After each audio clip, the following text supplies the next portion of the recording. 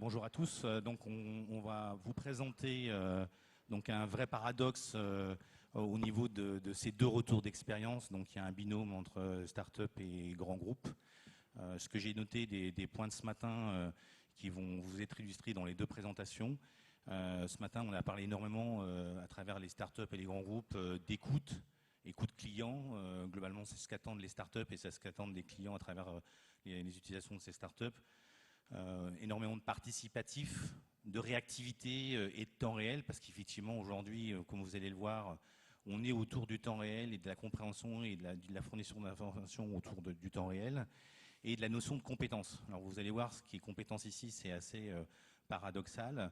Aujourd'hui, ce qui va vous être présenté pendant 10 minutes chacun par effectivement WeBelong et ailleurs au niveau Europe et par Target to Sell et Bleu Bonheur, c'est cette notion aujourd'hui des vieux messages, des vieux concepts, qui est les nouvelles technologies en fait, qui favorisent en fait le bouche à oreille. Et ce qui est intéressant et ce qui est dans ces deux usages, c'est de dire il y a beaucoup de startups qui parlent de technologie, il y a beaucoup de startups qui parlent de numérique. Là, l'objectif, c'est du human to human, donc c'est de remettre de l'humain dans la chaîne de la valeur et dans la valorisation et l'efficacité commerciale des différents sites. Donc je vais vous les laisser présenter 10 minutes chacun, effectivement, la vision client et la vision usage en termes de retour d'expérience. Et on continuera en fait sur une discussion table ronde. Voilà, merci.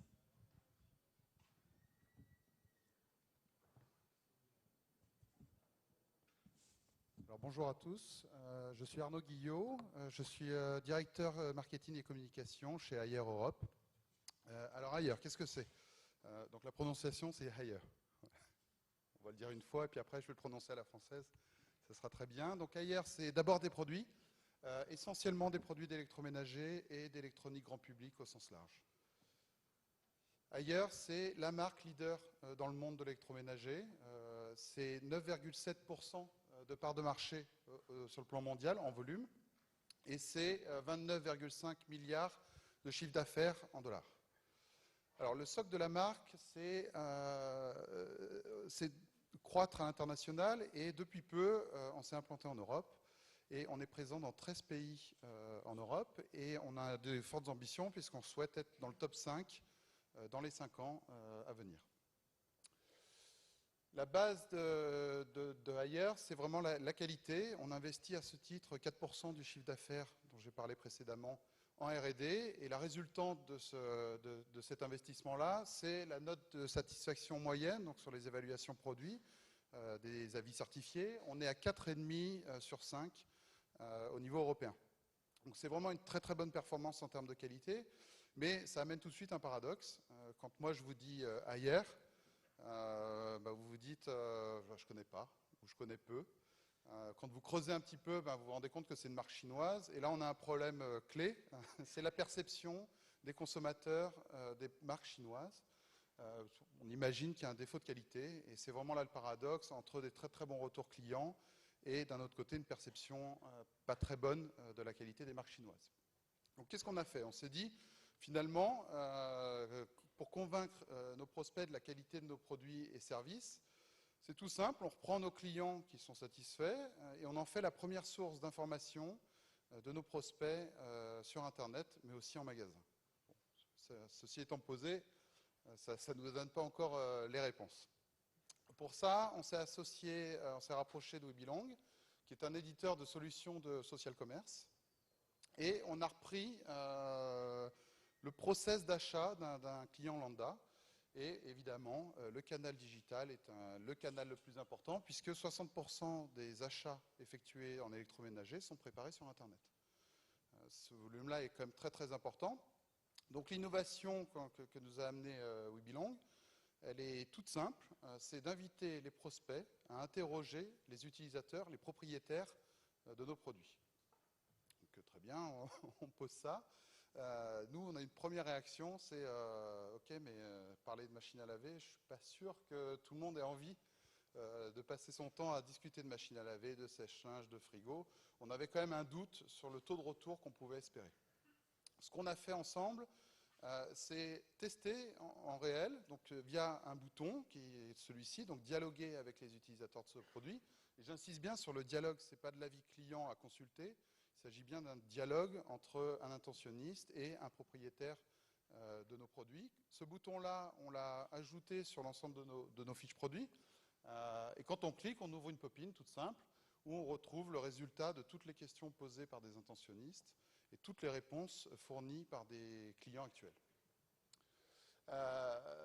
Le premier essai qu'on a fait pour vérifier les taux de retour, il est très très simple. On a décidé de prendre un produit, on a isolé un produit, qui est un très très beau produit, un frigo américain ailleurs, mais c'est un produit quand même standard dans notre catalogue. Et on a posé une question au pire des moments, le vendredi soir, veille d'un week-end à 22h30.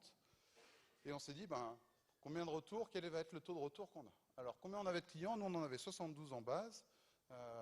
Donc, c'est un petit chiffre, mais on fait de la vente indirecte et donc on récupère de la data, mais pas automatiquement. Donc là, on en avait 72 sur cette référence-là.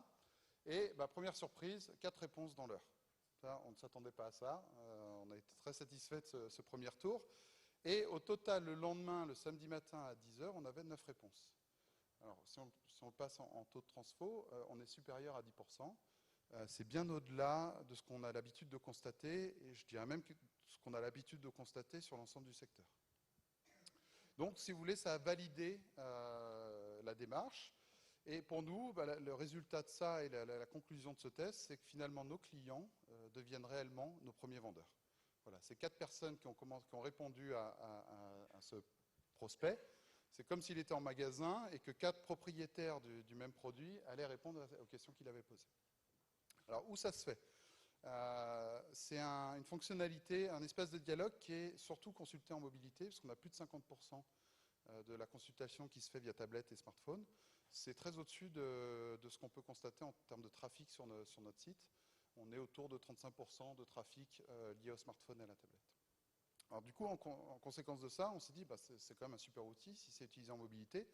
Probablement que ça va être utilisé en point de vente, puisque, je ne sais pas vous, mais relativement peu de personnes consultent des pages de machines à laver en dehors d'un acte d'achat. Donc ce point-là, pour nous, est crucial. Il y a 2 raisons pour lesquelles c'est vraiment important. Un, si un prospect pose des questions en point de vente, il va pouvoir trouver des réponses, voire même poser une question et avoir des réponses dans l'heure. Mais surtout pour les vendeurs. Nos partenaires retailers ont besoin de contenu sur nos produits. Les vendeurs ont besoin de plus de contenu. Et grâce à cet outil, les vendeurs vont pouvoir avoir plus de contenu, plus d'éléments de réponse à des questions qui pourraient leur être posées. Après, on s'est dit, et ça on ne l'a pas encore lancé, il faudrait qu'on donne cette information sur nos produits. Et dès le mois de janvier, on va proposer à nos partenaires retailers d'apposer un sticker tout bête avec un QR code sur toutes nos machines à laver et toute notre gamme télé. Et ce sticker, donc c'est un petit QR code qui permet d'accéder directement à l'espace de dialogue, de questions et de réponses. Donc, en termes de conclusion, et je m'arrêterai là, pour moi, cet outil nous a permis de rendre concret le social commerce. Dans mes précédentes expériences, j'ai souvent essayé de rendre ça concret. C'est relativement difficile, en fait. Là, pour le coup, la nature des conversations qu'il y a sur l'espace de dialogue amène systématiquement sur soit un acte d'achat ou en tout cas une précision sur les intentions d'achat. C'est vraiment le premier point qui est vraiment très important. Et le second point, c'est de rendre concret le collaboratif marque-client. Alors sur des dialogues positifs, évidemment, quand ça aboutit sur une vente, c'est très bien. Mais même sur des dialogues moins positifs, pour nous, c'est une source très précieuse d'informations à transmettre à la R&D pour qu'on améliore l'offre d'ailleurs sur ces produits-là. Voilà, je vais passer maintenant la parole à Jean-Christophe, qui est président fondateur de WeBelong et qui va vous expliquer plus en détail comment ça fonctionne. Merci beaucoup Arnaud. Bonjour à tous. Donc effectivement, je suis réellement le président fondateur de cette société et je vais essayer de vous expliquer comment WeBelong peut transformer les clients d'une marque ou d'un marchand en vendeurs. Alors, première chose à faire, il faut d'abord trouver le bouton du beeper. Et une fois que je l'ai trouvé, il faut inscrire d'office tous vos clients dans des groupes d'entraide correspondant aux produits qu'ils ont achetés. Une fois ceci fait, ils sont disponibles. Dès lors, chaque fois qu'un prospect pose une question sur ce produit, il faut oser envoyer un email à tous les propriétaires de ce produit et leur demander de venir répondre à ce prospect. Et grâce à un simple bouton d'autologin, ces propriétaires peuvent revenir sur votre site, répondre à la demande de l'intentionniste. Ceci fait, on aboutit à quelque chose de très simple, très naturel, mais qui n'est pas si évident que ça, qui est un véritable acte de social commerce, puisqu'on a un intentionniste tout seul face à 10, 50, 100 propriétaires du produit qu'il est en train d'étudier, propriétaires qui ont utilisé ce produit dans des tas de configurations différentes et qui vont le conseiller. À ce moment-là, personne de la marque n'intervient. Et ça débouche, ou non, sur une décision d'achat. Là, on est, je pense, sur une des premières sociétés à réaliser un véritable acte de social commerce sur un site de marque ou un site de marchand. Alors, tout ça repose sur une fibre très importante, c'est la fibre collaborative. On a découvert qu'en fait, les consommateurs aimaient, adoraient, renseigner gratuitement, parce qu'il n'y a pas d'incentive, des inconnus pour les aider dans leurs achats. On a à peu près des taux d'ouverture sur le cas d'ailleurs aux alentours de 38%, une réactivité de 29% qui est considérable, et point important, quasiment pas de mise en spam, puisqu'il y a un taux de mise en spam de 5 pour 10 000. Donc la France est connue pour être le pays du collaboratif, mais ça s'étend au-delà des services entre les personnes, ça s'étend jusqu'au site de marque et au site de marchand. Le bilan, c'est qu'on a un acte d'achat qui est bonifié, un prospect rassuré, qui a accès à la meilleure information possible, puisque c'est celle que possède, enfin du moins qui est donnée par des gens qui possèdent le produit, et des réponses personnalisées. C'est important, on est un outil complémentaire de la vie, on est un outil post-avis, puisqu'on a un outil interactif qui permet d'aller jusqu'au bout de la décision d'achat. Également, on est dans un cercle vertueux, puisque une fois client, notre jeune barbu va intégrer à son tour le groupe d'entraide des propriétaires de ce produit et va devenir une ressource pour renseigner d'autres prospects ou renseigner d'autres propriétaires qui auraient besoin d'informations sur l'utilisation de leurs produits. Et sans le savoir, ce jeune prospect a créé 3 bénéfices induits pour ailleurs. Il a réactivé des clients en feed, puisqu'il a déclenché des emails qui sont partis vers X dizaines, centaines de clients qui avaient peut-être oublié qu'ils avaient un frigo ailleurs. Il a créé du contenu qui va être indexé pour faire du référencement naturel. Et 3e point, il a augmenté la valeur d'usage du produit qu'il a acheté, puisqu'il devient à son tour une ressource derrière ce produit. Autre point important dans notre démarche, c'est cet impact-là, mais c'est également la simplicité et la vitesse de mise en place. Tout ça se met en place en 4 semaines, avec moins de 4 jours d'IT chez le client, et en termes d'exploitation, 0 jour. Donc c'est plus que léger. Pour conclure, pour nous raccrocher au thème, quel est notre modeste apport aux révolutions de l'e-commerce? Il est très simple, c'est on ouvre les marques et les marchands au collaboratif entre donc, les marques, les marchands et leurs clients, avec une démarche qui est d'abord gagnant-gagnant, c'est fondamental, profitable pour les marques, puis ça se traduit par des taux de transformation plus élevés, par des coûts de service client tendanciellement en baisse, par de la création de contenu, etc. Bénéfique pour les clients, vous l'avez compris, pas la peine de l'expliquer. Et puis, c'est aussi une autre façon de consommer, plus humaine, plus empathique, où le consommateur, le bouche à oreille traditionnel revient à travers le numérique. Voilà, j'ai terminé.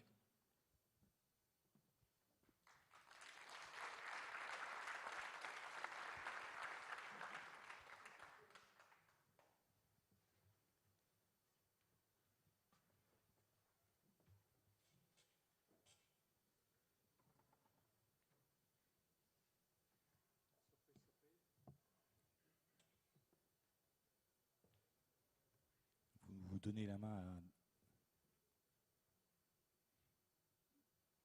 Donc je cherche à faire démarrer la présentation qui ne démarre pas. Donc maintenant, on va faire la présentation. Christophe et Arnaud autour de Bleu Bonheur et effectivement de Target to Sell.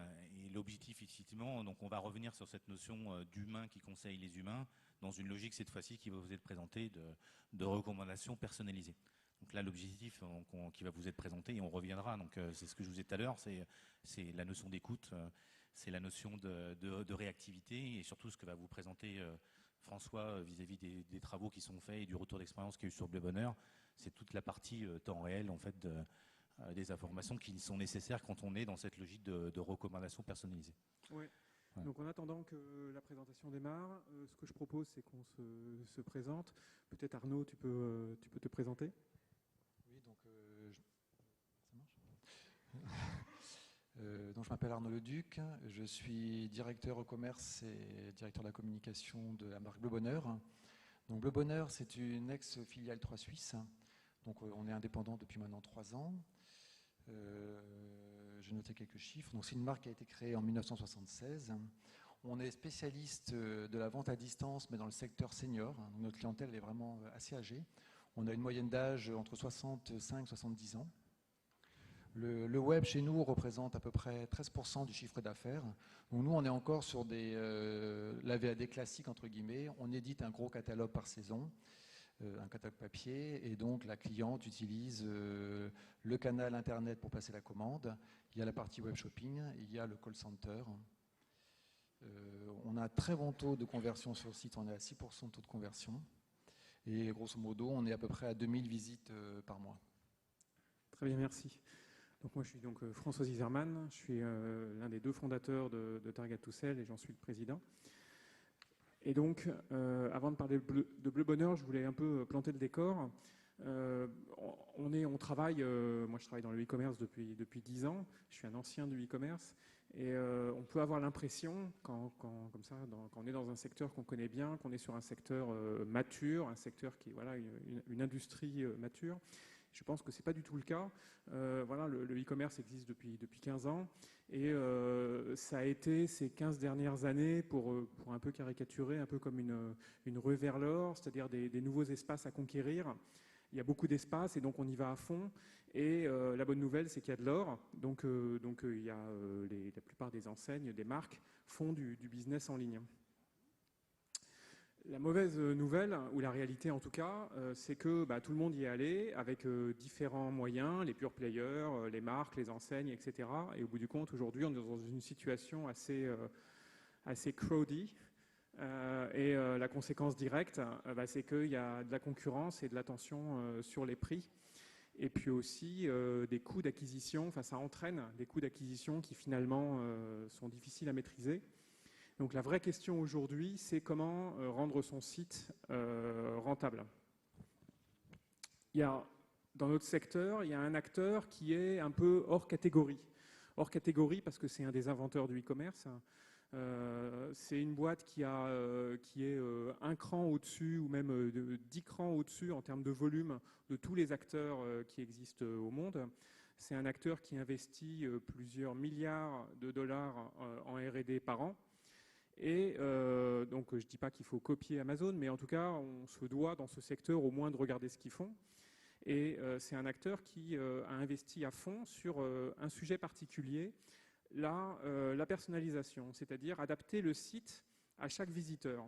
Il y a 15 ans, Bezos disait déjà, j'ai à l'époque, je ne sais pas, 1,5 million de visiteurs, je veux qu'à chaque visiteur, le site s'adapte. Et en fait, ce qui est paradoxal, on est sur un sujet paradoxal, c'est Amazon a montré l'exemple il y a 15 ans. Grâce à cette technologie, Amazon gagne beaucoup d'argent. On peut se dire, donc tout le monde va copier. Et non. Peu de sites finalement font de la personnalisation, de la recommandation personnalisée, et on peut se demander pourquoi. La réponse, une des réponses en tout cas, c'est que adapter le site dynamiquement à chaque visiteur, c'est un challenge technologique parce qu'il s'agit en 50 millisecondes de calculer, d'identifier une sélection de produits et en s'appuyant sur un grand nombre de données. Et donc c'est un challenge technologique. Résultat, il y a des solutions, mais soit elles sont aussi simples à piloter que le Concorde, c'est une photo du tableau de bord du Concorde, et soit elles ne sont pas pilotables du tout, les solutions, et dans les deux cas, compliqués ou pas pilotables, le résultat est le même, ça finit à la poubelle, parce qu'un site e-commerce, un exploitant de site e-commerce, il est chez lui, il doit pouvoir adapter une solution à ses besoins. Fin de l'introduction. maintenant, donc, Target to Sell répond à cette problématique, propose un moteur de personnalisation, et donc Bleu Bonheur. Voilà, donc on a refondu notre site internet au mois de janvier 2014. On a un CMS sous Magento. Et donc le contexte, en fait, c'était... avant, on avait un site qui était très peu personnalisé. Tout était fait à la main. Donc tous les pushs, toutes les recommandations qu'on avait étaient faites à la main par les acheteuses. Et donc c'était quelque chose qui était très très long et très coûteux. Donc moi j'ai un peu le même modèle que François. C'est vrai que Amazon pour moi c'est vraiment la référence dans le commerce. Donc j'ai un peu creusé et donc je suis tombé sur cette solution. Très bien. Et donc votre cahier des charges par rapport à ce besoin? Alors pour le coup, moi je voulais un site complètement personnalisé, très facile en fait à utiliser par les équipes métiers, rapide à installer. C'est vrai qu'on est dans un contexte où il fallait qu'on aille très très vite. Donc on a mis 3 jours pour installer le plugin, donc ça va très très vite. Complètement automatique. Bon, il y a quand même au début un petit paramétrage de règles à faire, mais une fois que c'est paramétré, la solution est exploitable tout de suite. Et on voulait une solution performante. Très bien. Donc Bleu Bonheur a choisi Target to Sell. Le résultat, c'est que c'est en ligne. Tu peux nous en parler un petit peu? Donc là, typiquement, nous, on propose beaucoup de vêtements. Donc là, on a un push Target to Sell, donc une recommandation personnalisée. Ces produits font l'actualité. En fait, c'est les meilleurs produits vendus sur le site à l'instant T. Donc c'est un push qui est dynamique. Selon le moment de la journée, on peut avoir des produits complètement différents. Donc c'était vraiment l'objectif du concept. L'idée, c'est vraiment d'avoir un magasin différent selon l'internaute. C'est vraiment ça l'objectif. Là, on est sur une fiche produit. Donc pareil, on a intégré un push Target to Sell, une association. Donc on se rend compte, nous, dans notre catalogue papier, on a beaucoup de silhouettes en fait, et on essaie de présenter le haut qui se vend avec le bas, avec la paire de lunettes, l'accessoire. Ce qu'on s'aperçoit en fait avec Target to Sell, c'est que ce que nous on imagine être associable facilement n'est pas du tout ce qu'on peut avoir en fait dans les recommandations. Là, typiquement, la cliente, elle a cliqué sur la tunique en voile et elle sort des choses qu'on n'aurait pas forcément associées, que les acheteuses n'auraient pas forcément fait le lien. Là, ça reste encore assez cohérent, mais on peut des fois avoir une tunique avec un jogging rose. On ne sait pas pourquoi, mais les deux se sont vendus ensemble.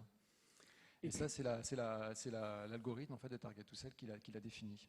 Oui, et les données, ce qui est affiché, c'est en lien avec le produit qui est consulté, mais aussi en rapport avec ce qu'a vu l'internaute avant ou ce qu'il a acheté. Et au bout du compte, on peut avoir l'impression de l'extérieur que les recos sont...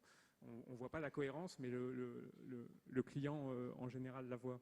Parce que c'est vrai qu'au début, en fait, quand on a installé, les JavaScript sur le site avant de lancer les pushs, pendant 1 mois, en fait, on a laissé les clients parcourir le site pour que cette base intelligente, finalement, apprenne. Et au bout d'1 mois, on avait suffisamment d'informations pour ouvrir les pushs, pour éviter pour tout de suite ouvrir le site avec des produits pertinents. Donc cette page-là est particulièrement importante pour vous? Alors cette page-là, oui, moi j'y tenais beaucoup en fait. Donc comme je vous l'ai dit, on est sur un catalogue classique avec des clientes seniors. Donc il y a beaucoup de clientes qui utilisent Internet comme canal de commande. Donc elles ont leur catalogue, elles remplissent via un onglet commande directe. Et donc un peu comme un Minitel, elles remplissent leurs produits, elles mettent le nombre d'articles au panier. Donc sur l'ancien site, c'était comme un bon de commande basique. Elle allait au panier et après elle payait.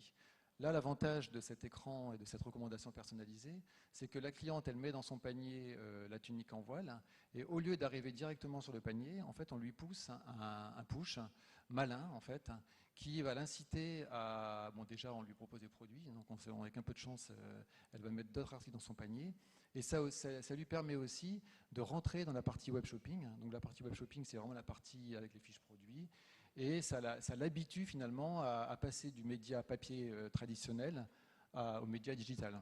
Oui, et ça, c'est vraiment un vrai plus pour nous. Donc c'est une façon d'encourager les clientes habituées au catalogue à rentrer dans le site e-commerce. Complètement.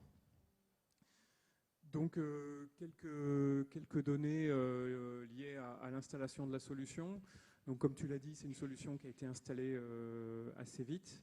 Oui, on était avec donc un CMS Magento, donc Ça s'est très bien passé, il n'y avait pas de souci particulier, ça va très très vite.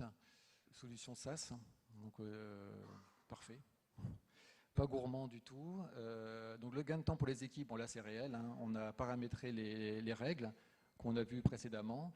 Une fois qu'elles sont paramétrées, eh ben, le travail se fait tout seul en fait. C'est l'intelligence de Target to Sell qui propose des produits. Sachant que ces produits sont quand même on en reviendra, mais sont quand même le reflet de la navigation de la cliente et de la communauté des clients de Bleu Bonheur. Exactement. C'est tout l'intérêt c'est les clients de Bleu Bonheur qui ont acheté ce produit-là, qui ont aussi acheté ce produit-là. Exactement. La base de connaissances est basée sur les utilisateurs. Et donc des résultats chiffrés? Donc oui, 4% de commandes supplémentaires, donc c'est quand même pas rien. Et on a un panier moyen qui augmente aussi de 4%. Donc c'est vrai que le phénomène, hein, il y a ce phénomène de commandes qui augmente, hein, et on a aussi un phénomène de nombre de commandes au panier qui augmente aussi. Donc on sent vraiment que le client, avec ses recommandations, rajoute des produits dans son panier, et il en rajoute parce qu'en fait les recommandations sont pertinentes. C'est une cliente qui aime bien des chaussures, on va essayer de lui proposer la chose qui va bien avec. Et c'est le deuxième article, voire le troisième article, qui nous est super intéressant en termes de chiffre d'affaires. Ouais. Et après, on va voir comment les choses évoluent. Ce qu'il faut savoir, c'est qu'une solution comme Target to Sell s'enrichit dans le temps. Elle s'enrichit parce que comme ce qu'elle fait, c'est basé sur les données utilisateurs, plus le temps passe, plus on a de la data. Et plus on a de la data, et plus ces données sont fiables. Donc si on regarde un petit peu le futur, donc aujourd'hui, ce qu'on a adressé avec le moteur de recommandation, c'est finalement les terminaux connectés, les PC ou les tablettes, les mobiles. La suite. Donc objectif numéro 1, comme l'a dit François, c'était le site internet. Objectif numéro 2, c'est de présenter en fait ces push produits dans nos mails transactionnels. Donc typiquement, une cliente commande un produit chez nous, elle reçoit son mail de confirmation de commande et on lui pousse un produit qui est pertinent par rapport au produit qu'elle a acheté. Dans nos emails marketing aussi, on fonctionne beaucoup avec des codes promotion. Actuellement, la cliente reçoit un emailing, on lui dit moins 30% sur votre article première ligne. Là, l'idée, c'est en plus de cette remise, on lui met des produits qu'elle aime bien, qu'elle est censée acheter. Et donc, on espère beaucoup sur ces recommandations personnalisées. Troisième axe, le call center. Donc, l'idée, c'est de récupérer en fait cette intelligence dans nos call centers. Typiquement, la cliente, elle téléphone pour passer sa commande. La conseillère téléphonique se connecte via son adresse email et voit qu'est-ce qu'elle a dans son panier et voit surtout les recommandations qu'on peut lui faire. Et on sait que c'est des recommandations qui sont malignes, qui transforment.